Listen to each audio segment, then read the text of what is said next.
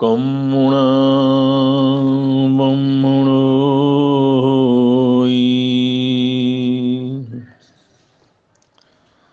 कम्मुणा होई खत्तियो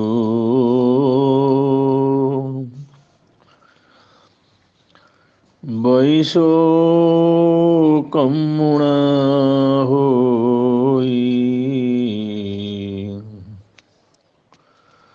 शुद्धो हवै कम्मुणा।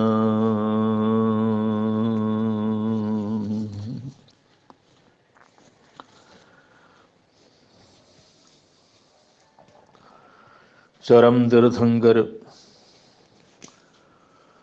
अनंत उपकारी श्रमण भगवान महावीर स्वामी ने ये अनंत उद्बोधना करते हुए,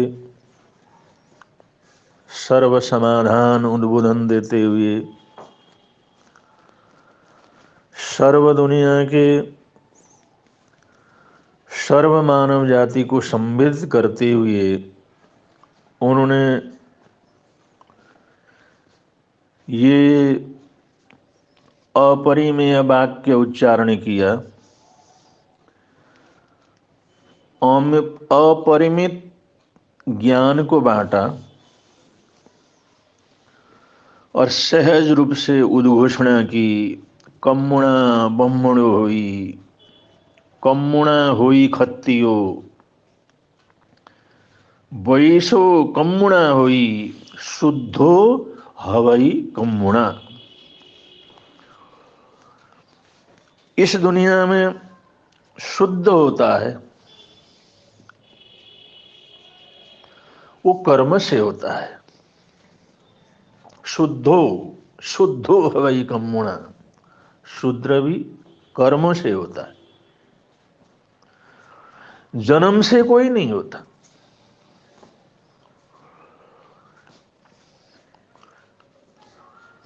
जिस घर में जन्म ले, किसी परिवार में जन्म ले, किसी माता पिता से जन्म ले, उससे कोई शूद्र नहीं होता। शरमण भगवान महावीर स्वामी वो महान ज्ञानी, अनंत ज्ञानी, कैवल्य को प्राप्त करने वाले, अनंत भूत और भविष्य को समझने वाले वो सत्पुरुष कहते हैं शुद्धो हवई कम्मुणा। कर्म से शूद्र हुआ जाता है। शुद्धो हवई कम्मुणा, शूद्र कर्म से होता है। शुद्ध अवस्था को भी कर्म से प्राप्त करता है, पुरुषार्थ से प्राप्त करता है।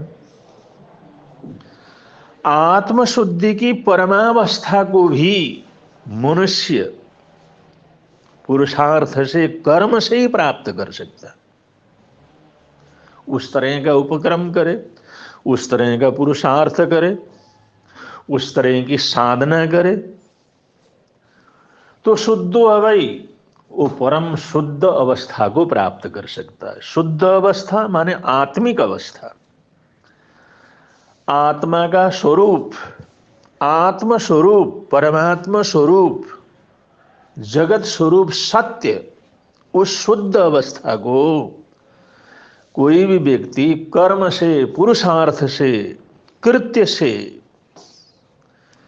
परिश्रम करने से प्राप्त कर सकता है। वो कर्म प्रधान है। उस तरह के कर्म करेगा, उस तरह का पुरुषार्थ करेगा, शुद्ध हो सकता है, पवित्र हो सकता है, परमात्मा स्वरूप हो सकता है। लेकिन वो कर्मों से होता है, कहीं जन्म लेने से नहीं होता। किसी भी घर में, किसी भी जाति में, किसी भी परंपरा में, किसी भी वर्ण में जन्म लेने से कोई शुद्ध नहीं होता। वो शुद्ध होता है तो कर्म से। शुद्धो हवई कम्मुणा, कर्म से शुद्ध हुआ जाता है। और क्षुद्र भी कर्मों से ही होता है। क्षुद्र कर्म करने से क्षुद्र होता है, शुद्ध कर्म करने से शुद्ध हो जाता है।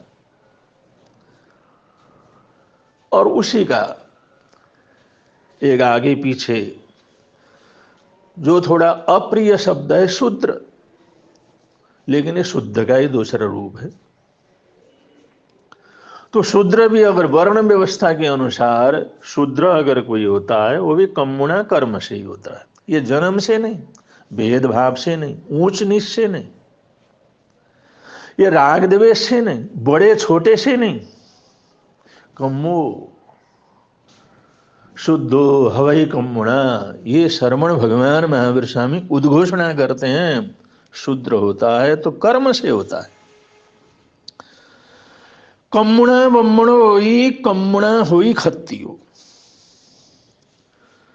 बम्मणो ब्रह्म विचारों में, श्रेष्ठ विचारों में, सर्व संसार के कल्याण के विचारों में जो जीता है,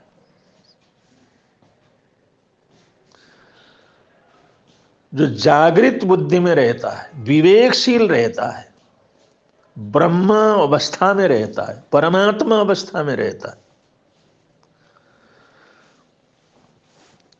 उस परमात्मा स्वरूप शुद्धता का जो मानसिक रूप से भी हम श्रेष्ठ रहता है, बौद्धिक रूप से श्रेष्ठ रहता है, चिंतन के हिसाब से नए चिंतन करता है, नया सा नया शोध करता है, नया खोज करता है, ऐसा ब्रह्मणो, वो ब्राह्मण होता है, विद्या में रहने वाला, ब्रह्मवृत्ति में रहने वाला, विद्वत्तान में रहने वाला। और उस विद्वत्ता का जो परिणाम है ज्ञान है, सत्य है, सम्यक दर्शन है। उस सम्यक दर्शन में, सच्चाई में, उस सच्चाई को बोल सकने वाला, सच्चाई को जान सकने वाला, सच्चाई को समझ सकने वाला, सच्चाई तक पहुंच सकने वाला, सच्चाई का बोध दे सकने वाला वो ब्राह्मण होता है। ये चार वर्ण है। वर्ण का मतलब है रंग, वर्ण का मतलब रंग, और रंग के साथ ढंग। जो हमारा जीवन को जीने का रंग ढंग होता है वो वर्ण व्यवस्था। जो हमारे जीवन को जीने का रंग ढंग है, और हर आदमी का रंग ढंग अलग अलग है। एक परिवार में 4 बेटे हैं तो चारों बेटों का जीने का रंग ढंग अपना अपना, उनका अपना अपना रंग है, अपना अपना सोच है, अपनी अपनी वृत्ति है, अपनी अपनी प्रवृत्ति है, अपने अपना कमाई का ढंग है, अपने अपना जीने का ढंग है, अपने अपना सोचने का ढंग है। रंग ढंग, वर्ण का मतलब रंग, और रंग के साथ ढंग। तो ऐसे जो मनुष्य का अपना रंग ढंग होता है, रहन सहन होता है, सोच विचार होता है, उसी को वर्ण कहा जाता है, उसको वर्ण व्यवस्था के अंदर लिया गया।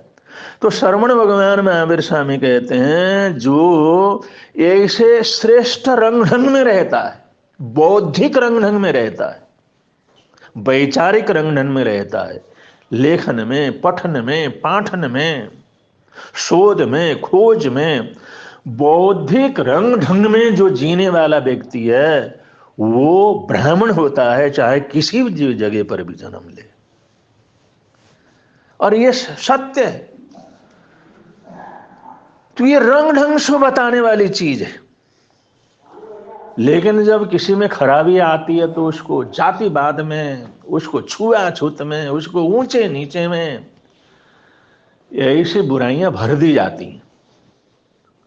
क्योंकि अच्छे लोग आते हैं तो अच्छाई को लेकर के चलते हैं, लेकिन बुरे आते हैं तो उसी अच्छाई के अंदर कुछ ना कुछ खोट मिला देते हैं, तो ये खराब हो जाता है। लेकिन ये रंग ढंग है, वर्ण व्यवस्था जीवन को जीने का रंग ढंग है, ये समझना चाहिए। जो बौद्धिक रंग ढंग के अंदर जीता है उसी को ब्राह्मण कहा जाता है। और कम्मुणा होई खत्तियो, क्षत्रिय, ये कोई जन्म नहीं है। क्षत्रिय उसका रंग ढंग है, जो संकल्पशील है, रक्षणशील है। और किसी किसी का रहता जन्म से रहता, मैं तो मिलिट्री के अंदर जाऊंगा, मैं तो शत्रु का दमन करूंगा, मैं तो देश की रक्षा करूंगा, मैं तो अन्याय अत्याचारियों के साथ लड़ूंगा, मैं कहीं अन्याय नहीं होने दूंगा। कहीं कोई अन्याय अत्याचार करता है तो उसको जी जान से लड़ूंगा, चाहे जान मेरे को गंवाना ना पड़ जाए। ये इसी जो वृत्ति है, ये क्षेत्रीय रंग ढंग है। अब ये क्षेत्रीय रंग ढंग सिर्फ जिसको क्षेत्रीय जाति कहते हैं वहां जन्म लेने से होता है क्या? नहीं होता।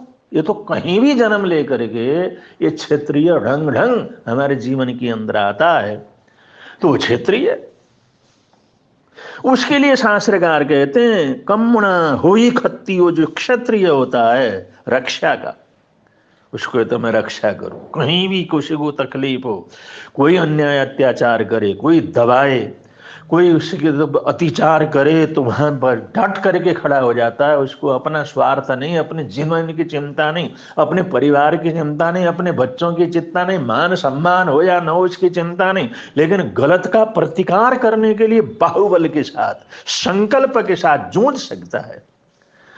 ऐसी जूझने की जो प्रवृत्ति जिसके जीवन के अंदर रहती है उसको कहते हैं कम्मुणा हुई खत्तियो। ये जो रंग ढंग है ये क्षत्रिय का रंग ढंग है। ये जो वर्ण व्यवस्था है ये इसे लोगों ने तैयार किया है जो कभी खत्म होने वाला नहीं। इसके अंदर आने वाला असमानता को खत्म किया जा सकता है, इसके अंदर आने वाले जो है बुराइयों को खत्म किया जा सकता है, इसके अंदर आने वाले दुर्भावनाओं को खत्म किया जा सकता है, इसके अंदर जो खराबी पैदा हुई उसको खत्म किया जा सकता है, उसको मांजा जा सकता है, उसको धोया जा सकता है। लेकिन वर्ण व्यवस्था को कभी खत्म नहीं किया जा सकता कि वर्ण तो चार होते ही होते हैं। ये ऐसे महापुरुषों ने ये जो है सृष्टि के साथ इसको संपन्न किया है कि वर्ण व्यवस्था खत्म होने वाली चीज नहीं है। ये तो रंग ढंग इंसान के चार तरह के रंग ढंग है, तो चार तरह के रंग ढंग तो हमेशा थे, हमेशा हैं, हमेशा रहेंगे। बुराइयों को खत्म करना है, छुआछूत को खत्म करना है। जो इस वर्ण व्यवस्था के अंदर बुराइयां आई हैं उन समझ करके उन बुराइयों को नष्ट करना है, उन बुराइयों से लड़ना है। लेकिन हम वर्ण व्यवस्था को समाप्त कर दें, ये तो ऐसी प्राकृतिक व्यवस्था है, इसको समाप्त नहीं किया जा सकता। क्योंकि दुनिया में हर किसी का अपना जीने का रंग ढंग रहता, किसी का बौद्धिक रंग ढंग रहता, किसी का सुरक्षात्मक क्षत्रियत्व उसका रंग ढंग रहता। तो ये चीज कोई ऐसा नहीं है भाई ये खत्म हो जाए। खत्म कब होगा? भगवान महावीर स्वामी से उन्होंने भी उसकी बुराइयों को दूर करने का प्रयत्न किया, उससे भी पहले हुआ, उसके भी बाद में हुआ, लेकिन वर्ण व्यवस्था समाप्त नहीं हो सकती। वर्ण व्यवस्था तो रहेगी रहेगी, वर्ण व्यवस्था नष्ट नहीं हो सकती, वो तो स्वाभाविक रूप से चलती रहेगी। उसके अंदर रहे हुए बुराइयों को दूर करना है, उसके प्रति जो सोच है उसको दूर करना है, उसके प्रति जो गलत फहमियां पैदा होगी उन गलत फहमियों को पैदा करना, दूर करना है। उनको दूर कर देते हैं तो वो उसमें कोई बुराई नहीं है। ये तीर्थंकर ये कहते हैं वर्ण व्यवस्था तो नकारते नहीं है, लेकिन उसकी सही परिभाषा देते हैं। कम्मुणा बम्मणो होई, कम्मुणा होई खत्तियो, बैसो कम्मुणा होई। जिसके अंदर धन पैसा वैभव, धन दौलत, ये प्रवृत्ति रहती, किस तरह से धन कमाएं, किस तरह से इसको बढ़ाएं, किस तरह से हमारी खेती बढ़े, किस तरह से हमारा धंधा बढ़े, किस तरह से हमारा व्यापार बढ़े, किस तरह से हमारा वैभव बढ़े, किस तरह से ये चीज बढ़े, जिसका सारा सोच उसके अंदर रहता है, सारी मेहनत रहती है और जान की बाजी लगा करके धन दौलत को इकट्ठा करता है, उसको प्राप्त करता है, कहीं से भी प्राप्त करता है। कोई उसके में पूंजी नहीं है, लेकिन फिर भी जो कहीं भी जाकर के उस धंधे को इतना ऊंचा उठा देता है, उद्योगपति बन जाता है। ये जो वृत्ति है, ये जो जीने का रंग ढंग है, इसको वैश्य कहा जाता है, व्यवसाय। ये व्यवसाय, व्यवसाय का रंग ढंग, व्यवसाय की प्रवृत्ति, क्योंकि व्यवसाय के बिना भी दुनिया के अंदर कुछ होता ही नहीं। समाज के अंदर ये तो चाहिए चाहिए, बिना वैश्यपने के, बिना व्यवहार के और बिना व्यापार के, बिना धंधे के तो कोई रह नहीं सकता, कोई समाज रह नहीं सकता। इसलिए जहां जहां पर राजाओं ने, रजवाड़ों ने अपनी राजधानी बनाई, अपना शासन केंद्र चलाने के लिए अपने अपने हिसाब से जहां जहां पर जो जगह उनको पसंद आई वहां पर राजभवन बनाया और वहां से प्रशासन करने की बात कही, तो वहां पर वो लोग चुन करके व्यापारियों को लेकर के गए, उनको सबसे पहले ले जाकर के बसाया।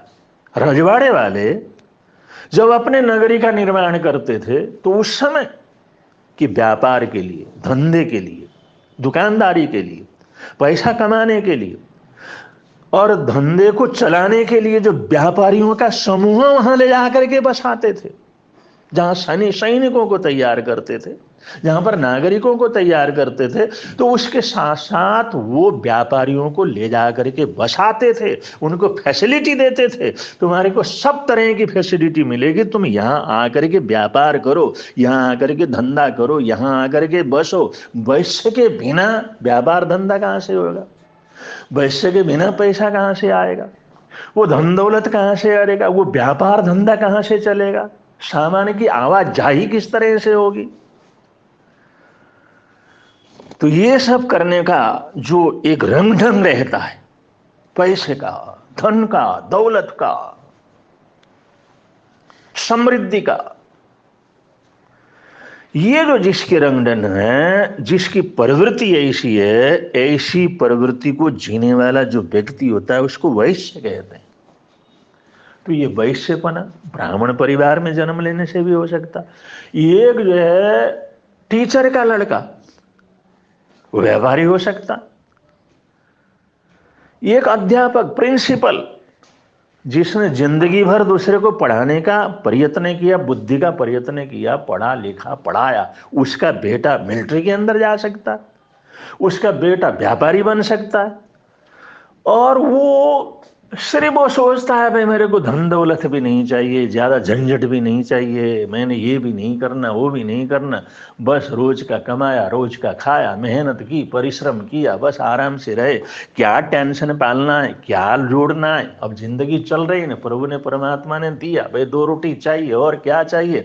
2 कपड़े पहनना है, फिर चलना है। इस तरह की जो वृत्ति रखते हैं, सिर्फ थोड़ा बहुत सेवा करो, कमाओ, काम करो और अपने पेट को भरो, अपनी जरूरत को पूरा करो, ज्यादा करने की क्या जरूरत है, ज्यादा की क्या आवश्यकता, क्या करेंगे उसको इकट्ठा करके?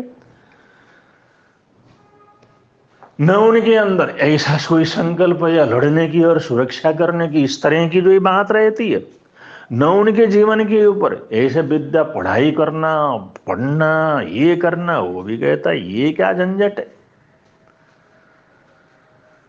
और जो सोचता है व्यापार और धंधा और ये और दौलत को कमाओ, फिर जोड़ो, फिर उसको सुरक्षा करो, रखो, अरे क्या झंझट है, नहीं चाहिए सब।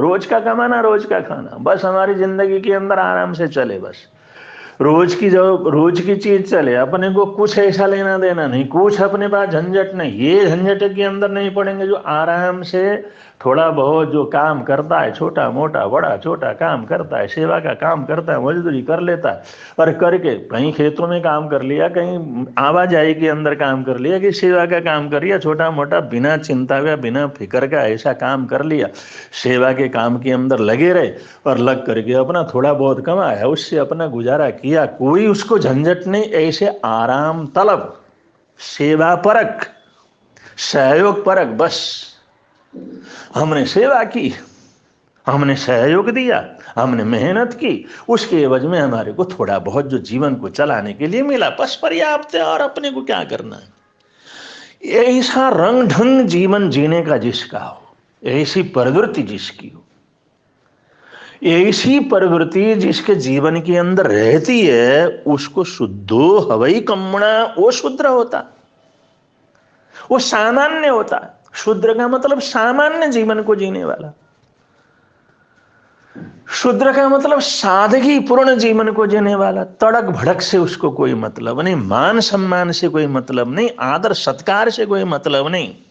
बस हम सेवा करते हैं, हम काम करते हैं, मेहनत करते हैं, थोड़ा बहुत जो भी चाहिए अपने जीवन के लिए, रोजमर्रे के लिए उतना कमा लेते हैं, उतना हो जाता है, बस उसके आगे अपने को कुछ नहीं चाहिए। इस प्रकार का रंग ढंग, इस प्रकार की प्रवृत्ति, इस प्रकार के सोच के साथ जीने वाले जो लोग रहते हैं, इस प्रकार के रंग ढंग के साथ जीने वाले जो लोग रहते हैं, उन लोगों को शुद्धो हवई कम्मुणा कहकर के शरमण भगवान महावीर स्वामी ने कहा है, ये शूद्र होते हैं।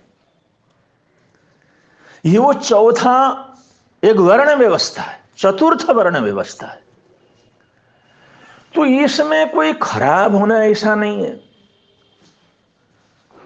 इसमें गलत होना ऐसा नहीं, अपने अपने जीवन को जीने का ढंग है। और वो जीवन को जीने का ढंग क्या, कौन सा जीवन जिएगा, ये उसको स्वतंत्रता चाहिए। ये नहीं कि उसको पढ़ना ही पढ़ना पड़ेगा, या उसको लड़ाई में जाना ही जाना पड़ेगा, या उसको व्यापार करना ही करना पड़ेगा, या उसको सेवा और मजदूरी करनी ही करनी पड़ेगी। ऐसा किसी के ऊपर थोपा नहीं जा सकता। ये जीवन को जीने की स्वतंत्रता है। हम जैसा जीवन जीना चाहें, हमारी जैसी प्रवृत्ति हो, हमारी जैसी वृत्ति हो, हमारा जैसा रंग ढंग हो, उस ढंग से हम अपने जीवन को जी सकें, ऐसी स्वतंत्रता तमाम समाज के अंदर हर व्यक्ति को मिलता है। और उस स्वतंत्रता के हिसाब से जो जिस वर्ण व्यवस्था के अंदर जुड़ना है उसके अंदर जुड़ जाता है, और जिस वर्ण व्यवस्था में वह आनंदित हो गया, जिस वर्ण व्यवस्था में जिंदगी भर रहा, जीर्ण व्यवस्था के अंदर उसको संतुष्टि मिली, जिस वर्ण व्यवस्था के अंदर उसको आनंद मिला, और उसी के अंदर उसने जीवन जिलाया, और उसी को उन शब्दों से पुकारा गया, चाहे ब्राह्मण को हो, या क्षत्रिय को हो, चाहे वैश्य को हो, या शूद्र को हो। ये उसके कर्म से निश्चित होता है, जन्म से निश्चित नहीं होता। और जहां जन्म से निश्चित होता है तो वहां पर सारी खराबियां आ जाती, इसको थोपा जाता है तो सारी खराबी आ जाती, जबरदस्ती उस वर्ण व्यवस्था में उसको बांधा जाता है तो वहां पर अन्याय अत्याचार होता है। जो पढ़ने का मादा रखता है उसको मजदूरी के अंदर लगा देंगे, जो पढ़ने का मादा रखता है, जो साइंटिस्ट बन सकता है, जो विद्वान बन सकता है, जो कुछ लिख सकता है, पढ़ सकता है, पढ़ा सकता है, उसको व्यापार और धन्य में दुकान में बैठा देंगे, तो यह अन्याय अत्याचार है। कि मनुष्य किसी भी परिवार में जन्म ले, किसी भी देश में जन्म ले, किसी भी देश की नागरिक किसी भी घर में जन्म ले, उसको चारों वर्णों में से जिस वर्ण में उसने जाना हो वहां जाने की उसकी स्वतंत्रता चाहिए, और उसको हर तरह का एक सहयोग चाहिए। और जहां भी जाकर के करे वो ठीक है, उसकी अपनी प्रवृत्ति है, उसका अपना रंग ढंग है, उसमें हमारे को तकलीफ क्यों होना। इसमें चारों के बिना कुछ नहीं हो सकता, चारों के बिना ये समाज चल नहीं सकता, ये देश चल नहीं सकता, ये गांव नगर चल नहीं सकते। सामाजिक जीवन की जो संरचना है, वो सामाजिक जीवन की जो संरचना है शरीर की संरचना से साथ है। एक हमारा दिमाग है, बुद्धि है, सोच है, वो हमारे शरीर के अंदर है, उसके बिना सारा कुछ पंगु हो जाता। अगर दिमाग खराब हो जाए तो पागल हो जाता है, अगर दिमाग हमारा कमजोर हो जाए तो सारा शरीर बर्बाद हो जाता है, सारा सिस्टम बिगड़ जाता है। और जो हाथ, हस्तबल है, हाथों की ताकत है, और हाथों से वो सिर की भी रक्षा करता है, पैर की भी रक्षा करता है, पेट की भी रक्षा करता है। अगर हाथ ही ना हो तो हमारा शरीर अधूरा हो जाता है। तो सिर का होना ये ब्राह्मणत्व है, और हमारे बाहुबल का मजबूत होना, हमारे हाथों का मजबूत होना, हमारे कंधों का मजबूत होना, ये क्षत्रियत्व है। और हमारा पेट स्वस्थ होना, पाचन प्रक्रिया अच्छा होना, पेट मजबूत होना, पेट अच्छा होना, पेट के अंदर एक सुव्यवस्थित पेट होना, ये हमारा वैश्यत्व है। और पैरों का मजबूत होना, पैरों का सुरक्षित होना, हमारे पैर अच्छे होने, पैर की शुद्धता, पैर की मजबूती, पैर अच्छे होना, ये हमारा शुद्धत्व है, ये शुद्धत्व प्रवृत्ति, ये चतुर्थी वर्ण व्यवस्था है। न हम पैरों के बिना जी सकते हैं, न हम हाथ के बिना जी सकते हैं, न हम धड़ के बिना, अपने धड़ के बिना जी नहीं, पेट वगैरह जो पेट के अंदर जो भी हमारे अंग प्रत्यंग हैं उनके बिना जी सकते हैं, न हम हाथों के बिना जी सकते हैं, न हम दिमाग के बिना जी सकते हैं। ये हमारे शरीर के 4 अंग हैं और यही 4 वर्ण व्यवस्था है। अगर पैर नहीं लेंगे तो भी जो है अपाहिज हो जाता है, हाथ नहीं है तो अपाहिज हो जाता है, अगर उसके अंग प्रत्यंग उसके धड़ में कोई तकलीफ हो तो भी जो है अव्यवस्थित हो जाता है, वो जी नहीं सकता। और दिमाग न हो, दिमाग अगर खराब हो जाए और तो उसका तो जीना ही बिल्कुल बेकार हो जाता है उसका। तो जैसे हमारे शरीर के अंदर ये 4 अंग हैं, ऐसे हमारे शरीर, ये समाज के 4 अंग हैं। इन चारों अंगों को शुद्ध होना, श्रेष्ठ होना, अच्छे होना, स्वस्थ होना और उन सबका मान सम्मान होना आवश्यक है। और किसी ने रूपक के तौर पर अगर किसी ने ये बोल दिया कि यहां से ब्राह्मणत्व तो पैदा होता, ब्राह्मण सिर से पैदा हो जाता है, हाथों से क्षत्रिय पैदा हो जाता है, पेट से वैश्य पैदा हो जाता है, पैरों से शूद्र पैदा हो जाता है, ये बोलने वालों की एक जो है एक कला है, उसने किसी हिसाब से बोल दिया हो। अब वो बोलने से कोई खराब नहीं होता। ये जब किसी चीज को प्रकट किया जाता है तो प्रकट करने वाला, बोलने वाला दूसरे को समझाने के लिए या किसी अवस्था विशेष में कोई बात कहता है तो वो बात हमेशा सत्य हो ऐसा निश्चित नहीं है। सत्य वचन ये होते हैं जो ऐसे महान ऋषिगण कहते हैं, महापुरुषों ने बतलाया है कि वर्ण व्यवस्था ये जो जन्म के हिसाब से नहीं है, हमारे रंग ढंग के हिसाब से वर्ण कहते हैं रंग को, और रंग के साथ ढंग जुड़ता है तो हमारा जीने का, हमारा सोचने का रंग और जीने का ढंग ये हमारा जैसा है उसी हिसाब से हम लोग ब्राह्मण, क्षत्रिय, वैश्य, शूद्र होते हैं। तो ये आपसी लड़ने की चीज नहीं है, आपसी भेदभाव की चीज नहीं है, आपसी संघर्ष की ये चीज नहीं है, आपस की दुर्भावना की चीज नहीं है, ये आपस में सहयोग की चीज है, एक दूसरे के सम्मान की चीज है। एक दूसरे के सहयोग के बिना हमारा अस्तित्व दुनिया के अंदर है ही नहीं। इसलिए अब न तो ये सेवा को बंद किया जा सकता है, न जो है काम मेहनत को बंद किया जा सकता है, न मजदूर वर्ग को बंद किया जा सकता है, न उसको संचालन करने वाले बुद्धिमत्ता को बंद किया जा सकता है, न वहां पर आवश्यकता होने वाले सामान का आवाजाही लेन देन उसको पैसे को बंद किया जा सकता है, न उसको सेट करने वाले सोच को, इंजीनियरिंग सोच को बंद किया जा सकता है। वो चारों ही मिलकर के तो कोई काम होते हैं, चाहे कोई घर बनाने का हो, कोई मिशन बनाने का हो, कोई इंजन बनाने का हो, कोई मकान बनाने का हो, कोई महल बनाने का हो, कोई भी काम दुनिया के अंदर संपन्न करना हो तो ये चारों वर्गों की, चारों वर्णों की वहां पर जरूरत होती है। वहां पर ब्राह्मणत्व की भी जरूरत होती है, वहां पर क्षत्रियत्व की भी जरूरत होती है, वहां पर वैश्यत्व की भी जरूरत होती है, वहां पर शुद्धत्व की भी जरूरत होती है। चारों मिलते हैं तभी कोई चीज क्रिएट भी होता है, काम होता है। इन चारों के बिना तो कोई भी काम समाज के अंदर नहीं होता। इसलिए चारों को हम पूरा मान देते हैं, सम्मान देते हैं, सत्कार देते हैं और ऊंच नीच की बात को खत्म कर देते हैं। चारों एक जगह बैठ करके खा सकते हैं, एक जगह बैठ करके रह सकते हैं, एक ही घर के अंदर जी सकते हैं, आपस के अंदर सद्भावना पूर्वक रह सकते हैं, एक दूसरे को मान सम्मान कर सकते हैं और करना चाहिए। और इस असलियत को समझना चाहिए। इसको समझेंगे और ऐसे चलेंगे तो यहाँ भी आनंद रहेगा, प्रभव के अंदर भी आनंद रहेगा। इन्हीं मंगलमय सद्भावनाओं के साथ, मंगलमय विचारों के साथ आज के वक्तव्य को विराम देते हैं। बोलिए भगवान महावीर स्वामी की जय।